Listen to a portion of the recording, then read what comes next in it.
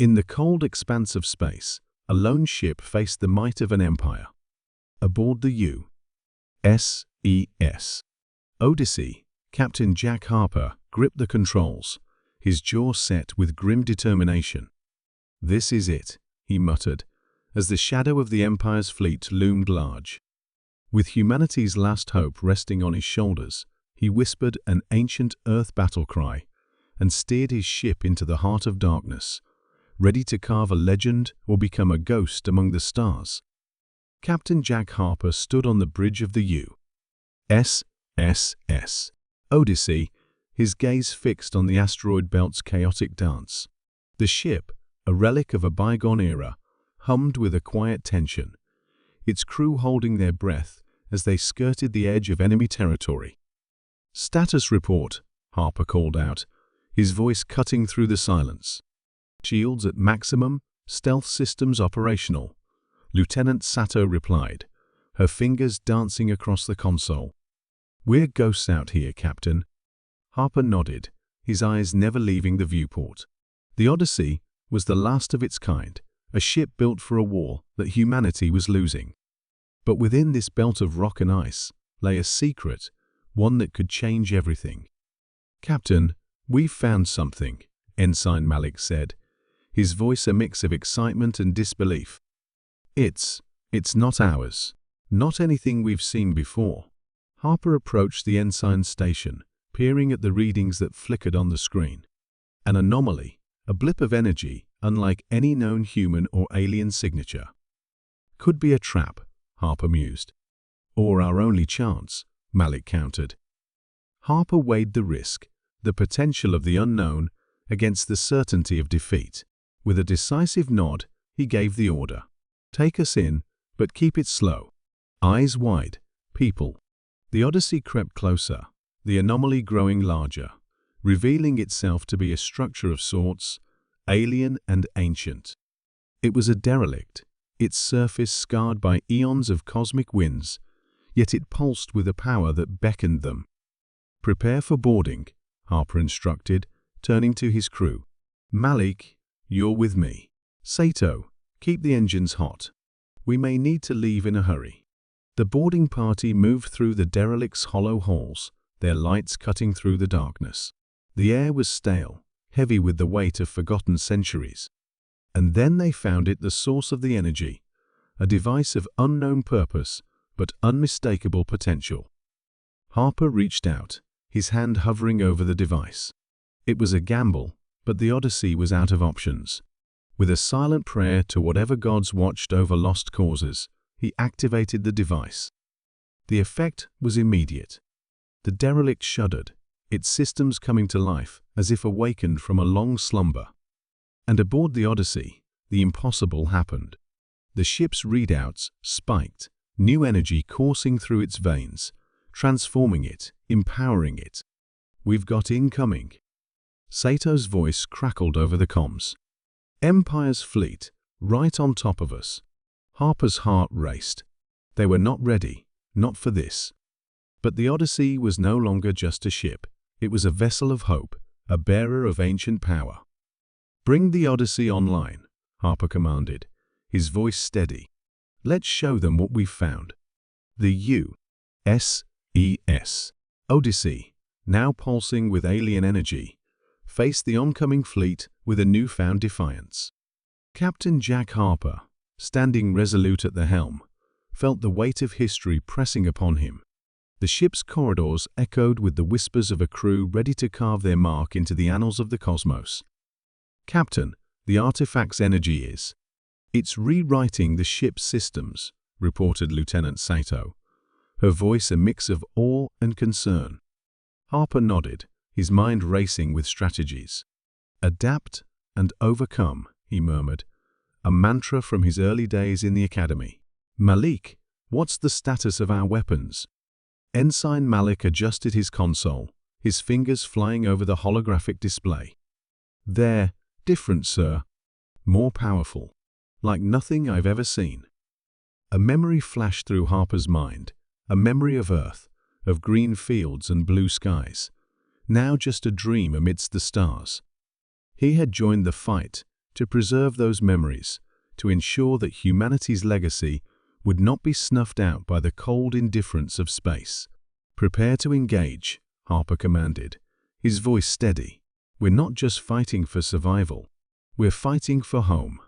The first volleys from the Empire's fleet streaked across the void, a deadly ballet of light and destruction. But the Odyssey was no longer a mere ship.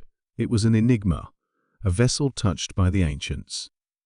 "Shields holding, Captain," Sato announced, her eyes wide with disbelief. "The artifact's energy is. It's absorbing the impact." Harper allowed himself a brief smile. "Then let's not keep them waiting. Return fire." The Odyssey responded with a fury that belied its age, its cannons emitting a brilliant cascade of energy that tore through the enemy's advanced shields. The Empire's ships, so long the harbingers of doom, now reeled under the onslaught. "Direct hit on the enemy's flagship," Malik exclaimed, his voice tinged with exhilaration. But Harper knew that victory was not yet assured. The Empire would not crumble so easily. "Stay focused," he cautioned. "This is only the beginning." As the battle raged, Harper's thoughts drifted to his crew, their faces, their hopes, their unwavering courage. They were more than soldiers.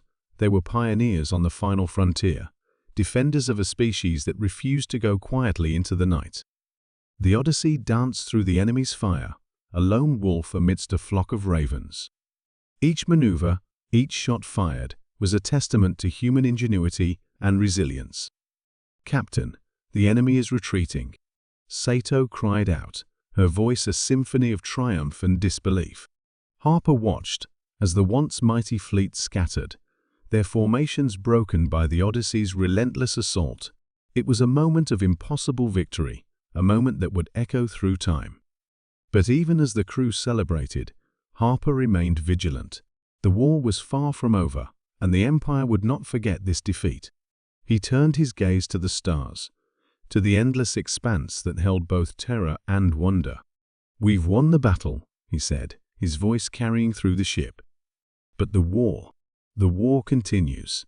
We stand as guardians of humanity, as bearers of hope, and we will not falter." The U.S.S. Odyssey, once a silent specter in the void, now roared through space with the heart of an ancient power thrumming in its core.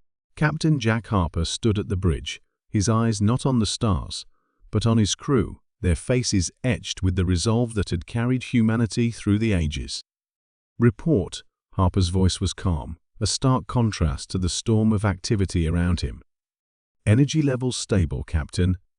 "The artifact's integration is complete," reported Lieutenant Sato, her eyes never leaving the readouts. "It's like the ship has come alive."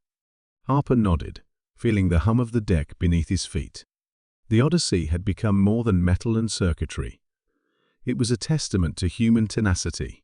"Sir, the Empire's regrouping. They're not used to being on the back foot," Ensign Malik added, his voice tinged with a mix of concern and pride. Harper's gaze hardened. "They'll come at us with everything they've got. We need to be ready." The crew moved as one, a symphony of efficiency. Harper had handpicked them for their skills, but what he found in them was far greater unyielding spirit. As the Empire's fleet loomed into view, a leviathan against the stars, the Odyssey did not falter. It charged, its cannons alight with the fury of a star-gone supernova. "Direct hit on their dreadnought, Captain. Their formation is breaking," Malik exclaimed. Harper watched the enemy's resolve crumble before the Odyssey's onslaught. But victory was not yet theirs. The Empire would not yield so easily. "Stay sharp. This is the moment that will define us," Harper said, his voice a beacon amidst the chaos.